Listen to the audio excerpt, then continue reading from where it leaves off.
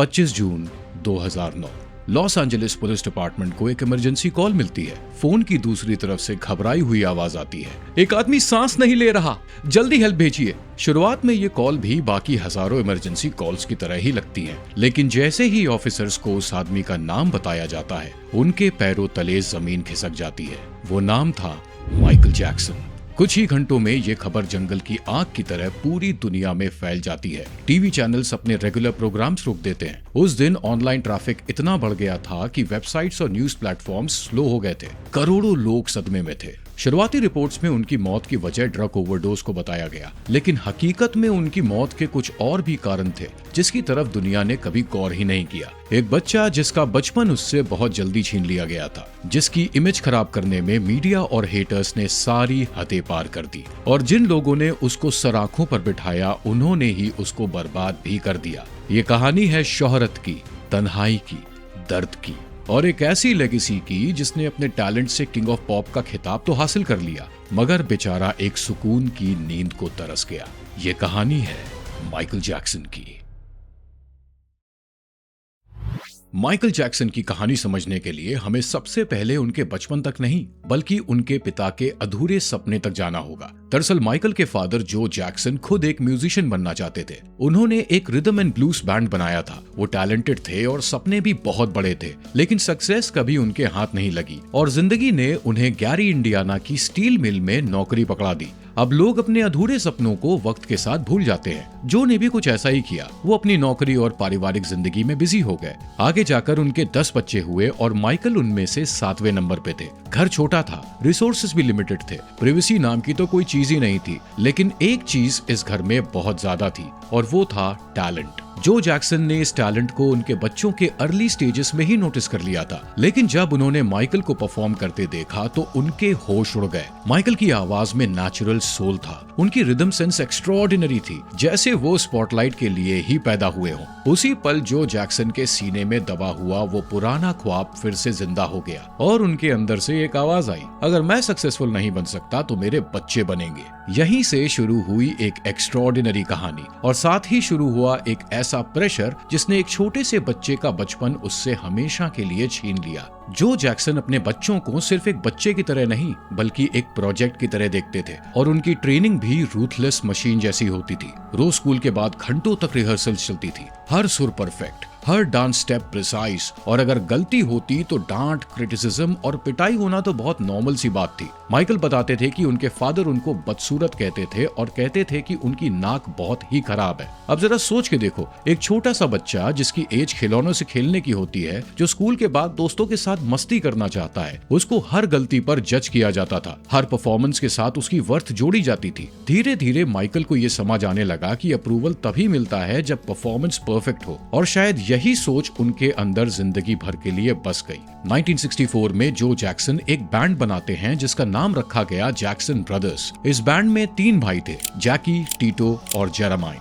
लेकिन 1965 में ग्रुप का नाम चेंज करके द जैक्सन 5 रखा गया। अब मेंबर्स थे जैकी, टीटो, जेरेमाइन, मार्लन और नन्हा माइकल। कमाल की बात तो ये है कि सबसे छोटे होने के बावजूद माइकल लीड सिंगर बन गए थे। ये अपने आप में ही बहुत बड़ी बात थी। जैक्सन 5 को जहां भी मौका मिला उन्होंने वहां परफॉर्म किया। स्कूल ऑडिटोरियम्स, टैलेंट शोज, यहाँ तक कि उन्होंने अडल्ट क्लब्स में भी परफॉर्मेंस दी जहां बच्चे अलाउड ही नहीं थे। जैसे ही म्यूजिक स्टार्ट होता, लोग पहले एक क्यूट चाइल्ड परफॉर्मर देखते थे, लेकिन कुछ सेकंड्स बाद पूरा हॉल शॉक में चला जाता था। ऑडियंस सिर्फ गाना नहीं सुनती थी, वो माइकल की एनर्जी फील करती थी। उसके भाई टैलेंटेड थे, सिंक्रोनाइज्ड डांस करते थे, लेकिन माइकल में एक अलग मैग्नेटिक क्वालिटी थी। ये फैमिली एक्स्ट्राऑर्डिनरी थी और माइकल उस एक्स्ट्राऑर्डिनरी स्टोरी के सेंटर बन रहे थे। लेकिन जो जैक्सन का डिसिप्लिन अब रिजल्ट देना शुरू कर चुका था। 1968 में जैक्सन 5 को एक बड़ी कामयाबी मिली। इस ग्रुप को मोटाउन रिकॉर्ड्स ने साइन किया, जो उस दौर का सबसे इन्फ्लुएंशियल म्यूजिक लेबल था, और फिर सब कुछ बदल गया। 1969 और 1970s में जैक्सन 5 के 4 हिट्स आए, I want you back, ABC, the love you save and I'll be there. एक के बाद एक chart topping songs. Jackson 5 TV shows पर नजर आने लगे, मैगजीन्स में कवर स्टोरीज आने लगी,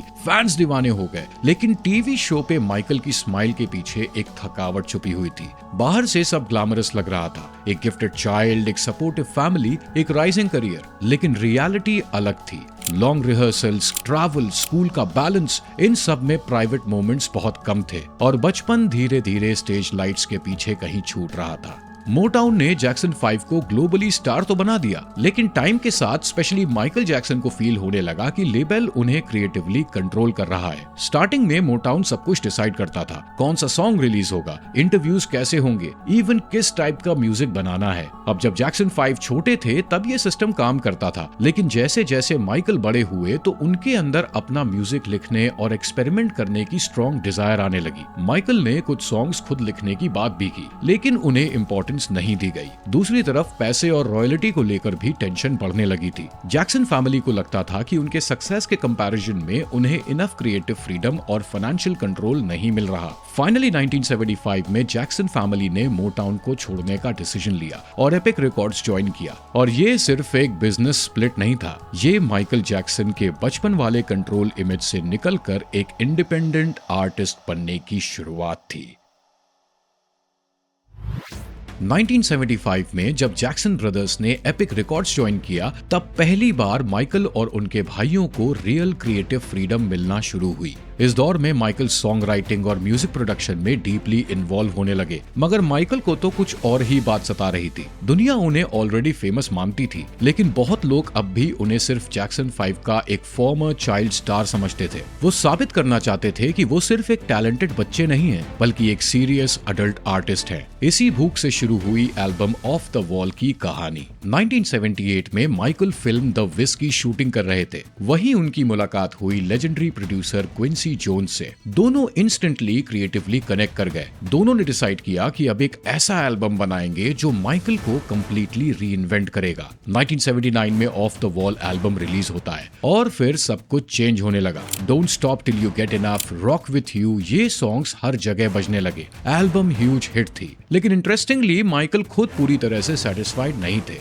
उन्हें लगता था कि इंडस्ट्री अब भी उन्हें उतनी रिस्पेक्ट नहीं दे रही जितनी वो डिजर्व करते थे, और वही डिसअपॉइंटमेंट उनके अंदर एक डेंजरस एम्बिशन में बदल गया। माइकल ने डिसाइड कर लिया था कि अगली बार वो सिर्फ एक सक्सेसफुल एल्बम नहीं बनाएंगे, वो इतिहास बनाएंगे। और फिर शुरू हुई थ्रिलर की क्रिएशन। माइकल फिर से क्विंसी जोन्स के साथ काम कर रहे थे, लेकिन इस बार प्रेशर अलग था। रिकॉर्डिंग सेशंस तो ऑलमोस्ट ऑब्सेशन लेवल तक इंटेंस हो चुके थे। माइकल एक एक वोकल को दर्जनों बार रिकॉर्ड करते। कभी एक टाइनी साउंड परफेक्शन करने में पूरी रात निकल जाती। और सबसे कमाल की बात तो ये थी कि माइकल ट्रेडिशनल वे में म्यूजिक रीड करते ही नहीं थे। वो म्यूजिशियंस को भी अपने मुंह से बीट बॉक्सिंग करके रिदम समझाते, जैसे उनके दिमाग में पूरा गाना ऑलरेडी चल रहा हो। शुरुआती दौर में एल्बम का टाइटल थ्रिलर नहीं था। शुरू में उस सॉन्ग का नाम था स्टारलाइट। लिरिक्स भी अलग थे, लेकिन धीरे धीरे माइकल और क्विंसी ने उस गाने को डार्कर और सिनेमैटिक डायरेक्शन में पुश किया, और वही स्टारलाइट आगे चलकर थ्रिलर बन गया। एक और इंटरेस्टिंग बात बताता हूँ आपको। Quincy Jones almost Billie Jean को एल्बम से हटाने वाले थे। उन्हें लगता था गाने का इंट्रो बहुत लंबा है, लेकिन माइकल को उस बेस लाइन से ऑब्सेशन था। उन्होंने इंसिस्ट किया कि गाना वैसा ही रखा जाए, और फिर एल्बम रिलीज हुई। Billie Jean, beat it, human nature, thriller, एक के बाद एक सॉन्ग्स दुनिया भर में एक्सप्लोड होने लगे। दुनिया भर में इस एल्बम की लगभग 7 करोड़ या 70 मिलियन प्योर फिजिकल और डिजिटल कॉपीज बिकी है। अब कोई नॉर्मल आर्टिस्ट होता तो यहीं रुक जाता, लेकिन माइकल जैक्सन नॉर्मल आर्टिस्ट तो कहीं से थे ही नहीं। अब माइकल कुछ ऐसा क्रिएट करना चाहते थे जो दुनिया ने पहले कभी देखा ही ना हो। इसी टाइम माइकल की मुलाकात डायरेक्टर जॉन लैंडिस से हुई, जो हॉरर कॉमेडी फिल्म्स के लिए फेमस थे। दोनों ने मिलकर एक आइडिया सोचा, क्या होगा अगर एक म्यूजिक वीडियो को मिनी हॉरर मूवी की तरह बना दिया जाए। वीडियो का बजट उस टाइम के हिसाब से इनसेन था, अराउंड $500,000। एपिक रिकॉर्ड्स को लग रहा था कि ये फिजूल का खर्च है, इतना पैसा क्यों वेस्ट करें। लेकिन माइकल पीछे हटने के लिए बिल्कुल भी तैयार नहीं थे। उन्होंने खुद इस प्रोजेक्ट में अपना पैसा लगाया और एक बड़ा रिस्क लिया। ये माइकल की पर्सनालिटी का बहुत इंपॉर्टेंट हिस्सा है। अगर उन्हें किसी चीज पे बिलीफ होता था तो वो उस चीज को इम्पॉसिबल लेवल तक पुश करते थे। और फिर रिलीज हुई थ्रिलर शॉर्ट फिल्म। लोगों ने पहले कभी ऐसा म्यूजिक वीडियो देखा ही नहीं था। ज़ॉम्बी डांस इंस्टेंटली आइकॉनिक बन गया, लेकिन असली रेवोल्यूशन तो अभी बाकी था। उस दौर में MTV पर ब्लैक आर्टिस्ट को लिमिटेड एयर टाइम मिलता था, लेकिन बिली जीन इतना पॉपुलर हुआ कि MTV को वीडियो लंबे समय तक चलाने पड़े और धीरे धीरे माइकल चैनल के बिगेस्ट फेस बन गए। लेकिन जो मोमेंट उन्हें लेजेंडरी बनाने वाला था वो अभी आना बाकी था। 16 मई 1983 मोटाउन 25 का येस्टरडे टुडे फॉरएवर, एक टेलीविजन स्पेशल जहां मोटाउन के लेजेंडरी आर्टिस्ट परफॉर्म कर रहे थे, लेकिन किसी को भी अंदाजा नहीं था कि वो म्यूजिक हिस्ट्री का एक आइकॉनिक मोमेंट देखने वाले हैं। माइकल स्टेज पर आते हैं, black jacket, black pants, white socks, single white glove, और फिर शुरू होता है Billie Jean. Performance already electric थी, लेकिन गाने के बीच में माइकल अचानक से रुक जाते हैं और फिर वो पीछे ग्लाइड करते हैं, जैसे जमीन पर चल नहीं रहे हो बल्कि तैर रहे हो। That was the moon walk. उस रात के बाद पूरी दुनिया मून वॉक कॉपी करने लगी। स्कूल्स, सड़कें, टीवी प्रोग्राम, हर जगह लोग पीछे ग्लाइड करने की कोशिश कर रहे थे। उस परफॉर्मेंस के बाद माइकल सिर्फ सुपरस्टार नहीं रहे, वो एक ऑब्सेशन बन चुके थे। एक ऐसा ऑब्सेशन जैसे दुनिया ने बहुत कम देखा था। माइकल अब जहां भी जाते, केओस उनके पीछे पीछे चल पड़ता। कॉन्सर्ट्स के बाहर हजारों लोग घंटों पहले से इंतजार करते। होटल के बाहर भीड़ जमा हो जाती, रोड्स ब्लॉक हो जाती, पुलिस को क्राउड कंट्रोल करना पड़ता। कई कंट्रीज में उनका अराइवल ऑलमोस्ट किसी प्रेसिडेंट या रॉयल फिगर जैसा ट्रीट किया जाता था। लेकिन सबसे अनबिलीवेबल चीज उनके कॉन्सर्ट्स में होती थी। जैसे ही लाइट्स ऑफ होती और माइकल स्टेज पे आते, पूरा स्टेडियम एक्सप्लोड कर जाता। चीखों की आवाज इतनी लाउड होती कि कई बार म्यूजिक ठीक से सुनाई ही नहीं देता था। फैंस रोते थे, कांपने लगते थे, कई लोग इमोशनल शॉक में बेहोश तक हो जाते थे। और सबसे क्रेजी बात, कभी कभी माइकल स्टेज पर सिर्फ चुपचाप खड़े रहते थे और ऑडियंस चिल्ला चिल्ला के पागल हो जाती थी, जैसे माइकल का वहां होना ही काफी हो। दुनिया ने एल्विस देखा था, बीटलमेनिया देखा था, लेकिन माइकल जैक्सन के साथ जो हो रहा था वो और भी ज्यादा इंटेंस लगता था। और धीरे धीरे पूरी दुनिया एक ही नाम से गूंज उठी, द किंग ऑफ पॉप। लेकिन इस अनबिलीवेबल फेम का एक डार्क साइड भी था। माइकल के लिए नॉर्मल लाइफ धीरे धीरे इम्पॉसिबल होती जा रही थी। सिंपल शॉपिंग, पब्लिक में चलना फिरना, नॉर्मल दोस्त बनाना इम्पॉसिबल हो गया था। हर जगह कैमरा, हर जगह प्रेशर। और इसी प्रेशर के बीच आया 1984, जब एक पेप्सी कमर्शियल शूट के दौरान एक छोटी सी टेक्निकल मिस्टेक ने माइकल जैक्सन की जिंदगी का डायरेक्शन हमेशा के लिए बदलना शुरू कर दिया। 27 जनवरी 1984 माइकल लॉस एंजलिस में पेप्सी कमर्शियल की शूटिंग कर रहे थे। ये उस दौर का सबसे एक्सपेंसिव ब्रांड एंडोर्समेंट था। सेट बहुत मैसिव था और स्टेज के पीछे फायरवर्क्स इफेक्ट्स लगाए गए थे। सीन सिंपल था, माइकल को स्टेज पर परफॉर्म करना था जब फायरवर्क्स बैकग्राउंड में एक्सप्लोड होते, लेकिन फिर कुछ गलत हो गया। एक टेक के दौरान फायरवर्क्स अपनी टाइमिंग से पहले ब्लास्ट हो गए। चिंगारियां डायरेक्टली माइकल के बालों पर गिर गईं और उनके हेयर प्रोडक्ट्स की वजह से उनके बाल इंस्टेंटली जलने लगे। माइकल को इनिशियली समझ ही नहीं आया कि उनके सिर में आग लग चुकी है। वो परफॉर्मेंस को कंटिन्यू करते रहे। ऑडियंस को भी कुछ सेकंड तक महसूस ही नहीं हुआ, लेकिन फिर क्रू मेंबर्स भागकर आए और माइकल के सिर की आग को बुझाया। डैमेज ऑलरेडी हो चुका था। माइकल को 2nd डिग्री और 3rd डिग्री स्कैल्प बर्न्स हुए। इसके बाद माइकल को मल्टीपल सर्जरीज और मेडिकल ट्रीटमेंट से गुजरना पड़ा। कई लोग मानते हैं कि यही टाइम उनके पेन किलर डिपेंडेंसी का अर्लीस्ट स्टार्टिंग पॉइंट में से एक था। Chronic pain, stress, scalp damage और अपीयरेंस इनसिक्योरिटी, ये सब धीरे धीरे उनकी लाइफ का परमानेंट हिस्सा बनने लगा। लेकिन पब्लिक धीरे धीरे एक चीज नोटिस कर रही थी। 1980s के एंड तक माइकल जैक्सन विजिबली डिफरेंट लगने लगे थे। उनकी नोज पहले से ज्यादा थिन लगने लगी, चेहरे का स्ट्रक्चर कंटिन्यूअसली चेंज होता नजर आने लगा और मीडिया ने इस ट्रांसफॉर्मेशन को ऑलमोस्ट एंटरटेनमेंट बना दिया। टैबलॉइड्स हर नए चेंज पर हेडलाइंस चलाते, टीवी होस्ट जोक्स बनाते, मैगजीन कंपैरिजन फोटोज प्रिंट करती, जैसे दुनिया माइकल जैक्सन के म्यूजिक से ज्यादा उनके चेहरे में इंटरेस्टेड हो गई हो। इंटरव्यूज में बाउंड्रीज क्रॉस होने लगी। जर्नलिस्ट ओपनली पूछ लेते, आपने कितनी सर्जरीज करवाई हैं? क्या आप अपना चेहरा बदलना चाहते हैं? क्या आप वाइट बनना चाहते हैं? कई बार माइकल विजिबली अनकंफर्टेबल लगते थे। वो स्माइल करने की कोशिश तो करते थे, लेकिन उनकी आंखों में ऑकवर्डनेस साफ नजर आती थी। अब माइकल ने अपनी इस बदलते हुए चेहरे के पीछे काफी रीजंस बताए। सबसे पहला रीजन था उनकी नोज इंजरी, दूसरा रीजन था पेप्सी कमर्शियल में उनका स्कैल्प बर्न और तीसरा था विटिलिगो, एक मेडिकल कंडीशन जो स्किन पिगमेंटेशन को इफेक्ट करती है। उनकी स्किन ग्रेजुअली पैचेस में लाइटर हो रही थी। लेकिन अनफॉर्चुनेटली दुनिया माइकल जैक्सन को समझने की जगह उन्हें जज करने में ज्यादा इंटरेस्टेड थी। जितनी ज्यादा उनकी अपीयरेंस चेंज होती गई, उतना ही ज्यादा मीडिया स्क्रूटनी ब्रूटल होती गई और धीरे धीरे माइकल जैक्सन दुनिया से छुपने लगे। वो दुनिया के सबसे फेमस इंसान तो बन गए थे, लेकिन शायद उतने ही आइसोलेटेड भी थे। इसी अकेलेपन ने उन्हें एक फैंटेसी वर्ल्ड बनाने की तरफ पुश किया। 1988 में माइकल ने कैलिफोर्निया में एक बहुत बड़ी प्रॉपर्टी खरीदी और उसका नाम रखा नेवरलैंड रैंच, एक ऐसी जादुई दुनिया जहां बचपन कभी खत्म नहीं होता। Amusement park rides, movie theatre, जू, ऐसा लग रहा था जैसे माइकल एक ऐसी दुनिया बनाना चाह रहे थे जहां वो फाइनली वो बचपन एक्सपीरियंस कर सकते जो उनसे बहुत पहले छिन गया था। कई साइकोलॉजिस्ट और क्लोज ऑब्जर्वर्स मानते हैं कि नेवरलैंड एक्चुअली माइकल के इमोशनल एस्केप का सिंबल था। फेम से एस्केप, मजाक उड़ाती मीडिया से एस्केप और शायद खुद से भी। लेकिन एक और चीज धीरे धीरे बदल रही थी। 1980s के एंड तक माइकल जैक्सन के सॉन्ग्स का टोन पहले से ज्यादा डार्क और अग्रेसिव फील होने लगा था। शुरुआती माइकल जैक्सन सॉन्ग्स प्लेफुल थे, एनर्जेटिक थे, डिस्को और डांस वाइब से भरे हुए थे, लेकिन अब उनके म्यूजिक में एक अलग ही इमोशन आने लगा था। 1987 में रिलीज हुई बैड, ये सिर्फ एक म्यूजिकल एवोल्यूशन नहीं थी,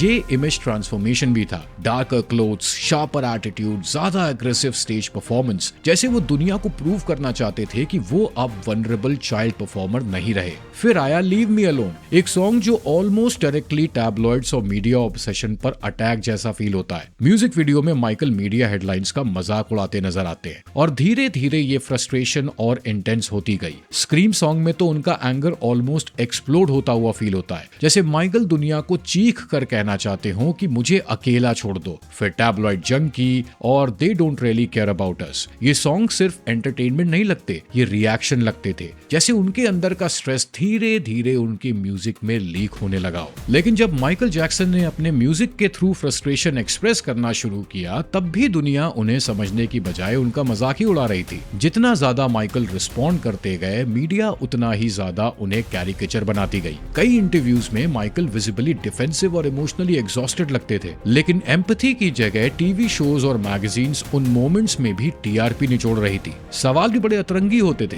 क्या माइकल अनस्टेबल हो रहे हैं, क्या वो रियलिटी से डिस्कनेक्टेड हैं? आखिर माइकल जैक्सन को हो क्या गया है? सिचुएशन इतनी स्ट्रेंज हो गई थी कि जब माइकल चुप रहते तो दुनिया स्टोरीज बनाती और जब माइकल फाइनली जवाब देते तो भी दुनिया हंस रही होती। लेकिन फिर आया 1993, जब एक एलिगेशन ने मीडिया को माइकल जैक्सन के खिलाफ अपना ट्रायल चलाने का मौका दे दिया और शायद यहीं से शुरू हुआ माइकल जैक्सन का डाउनफॉल, जहां दुनिया का सबसे सेलिब्रेटेड एंटरटेनर कोर्ट रूम्स के चक्करों में ऐसा फंसा कि शायद दोबारा वापस उभर नहीं पाया।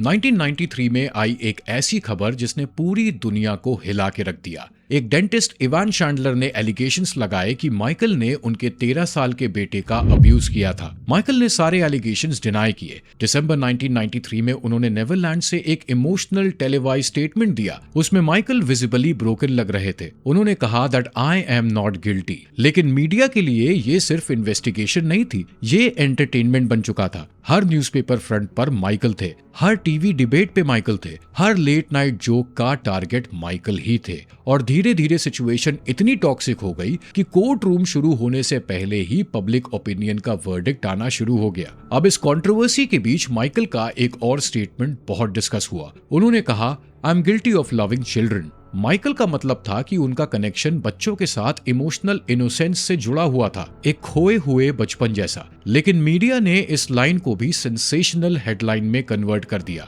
नेवरलैंड रैंच सडनली सस्पिशन का सिंबल बन गया। जहां माइकल एक फैंटेसी चाइल्डहुड क्रिएट करना चाहते थे, वही जगह अब कंट्रोवर्सी का सेंटर बन गई। पुलिस इन्वेस्टिगेशन हुई, मीडिया हेलीकॉप्टर्स नेवरलैंड के ऊपर मंडराने लगे, रिपोर्टर्स गेट के बाहर खड़े रहते और माइकल जैक्सन की प्राइवेट लाइफ पब्लिक प्रॉपर्टी बन चुकी थी। प्रेशर इतना इंटेंस था कि 1994 में माइकल की लीगल टीम ने सिविल सेटलमेंट पे अग्री कर लिया। ये सेटलमेंट $23 मिलियन का था without admitting guilt. Legally criminal charges file नहीं हुए, लेकिन पब्लिक परसेप्शन में डैमेज ऑलरेडी हो चुका था और इसी मोमेंट से दुनिया दो हिस्सों में बट गई। कुछ लोगों ने सेटलमेंट को गिल्ट मान लिया और कुछ लोगों ने इसे एक्सटॉर्शन कहा। और शायद इसी पीरियड में माइकल का आइसोलेशन और भी डीप होने लगा। 1990s के एंड तक टैबलॉइड्स ने माइकल के around almost mythical rumours create कर दिए थे। Plastic surgery, oxygen chambers, secret illness, mental instability, हर दिन एक नई कहानी, और इनमें से कई कहानियां कंप्लीटली फैब्रिकेटेड होती थी। लेकिन टैबलॉइड कल्चर को तो सच से ज्यादा टीआरपी बटोरनी थी और माइकल जैक्सन परफेक्ट टारगेट बन चुके थे। लेकिन दुनिया कहां रुकती है? 2002 में माइकल फिर कंट्रोवर्सी में आए जब बर्लिन होटल बालकनी इंसिडेंट हुआ। माइकल ने अपने इन्फेंट बेटे ब्लैंकेट को पूरी दुनिया के सामने रेलिंग के ऊपर से दिखाया। ये फुटेज दुनिया में वायरल हो गई, मीडिया गुस्से से एक्सप्लोड कर गई। माइकल ने बाद में पब्लिकली अपोलोजाइज भी किया और इसे एक टेरिबल मिस्टेक बताया, लेकिन तब तक मीडिया नैरेटिव ऑलमोस्ट फिक्स हो चुका था। माइकल जैक्सन को इंक्रीजिंगली अनस्टेबल और बिजार पोर्ट्रे किया जाने लगा। और फिर आया 2003 जब ब्रिटिश जर्नलिस्ट मार्टिन बशीर की documentary living with Michael Jackson release हुई। इस डॉक्यूमेंट्री में माइकल ने दुनिया को अपनी साइड दिखाने की कोशिश करी, अपना अकेलापन, अपनी वल्नरेबिलिटी और अपनी सच्चाई। लेकिन डॉक्यूमेंट्री रिलीज होते ही कंट्रोवर्सी फिर से फट पड़ी, स्पेशली वो मोमेंट जहां माइकल ओपनली एडमिट करते हैं कि उन्होंने बच्चों के साथ सेम बेड शेयर किया है।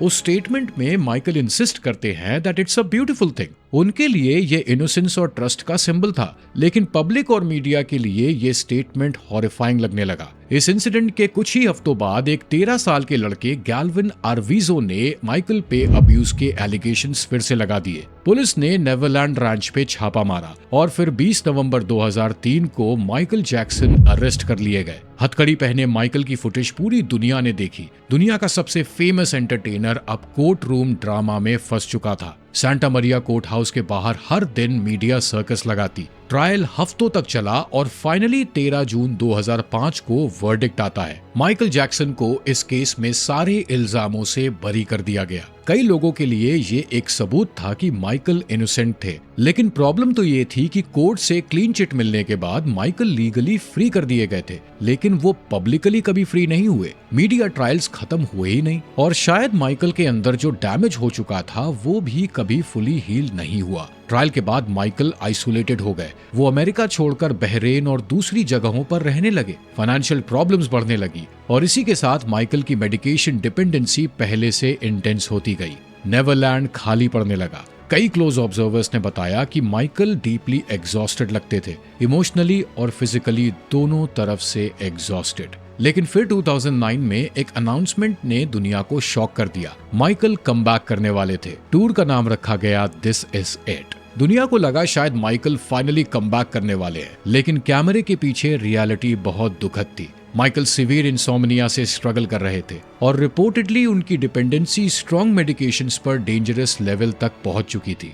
25 जून 2009 माइकल लॉस एंजलिस में रिहर्सल्स के बाद घर लौटते हैं। अगले दिन वो अनरिस्पॉन्सिव पाए गए। पैरामेडिक्स को बुलाया गया, सीपीआर दिया गया, लेकिन दोपहर तक दुनिया को एक बहुत दुखद खबर मिली।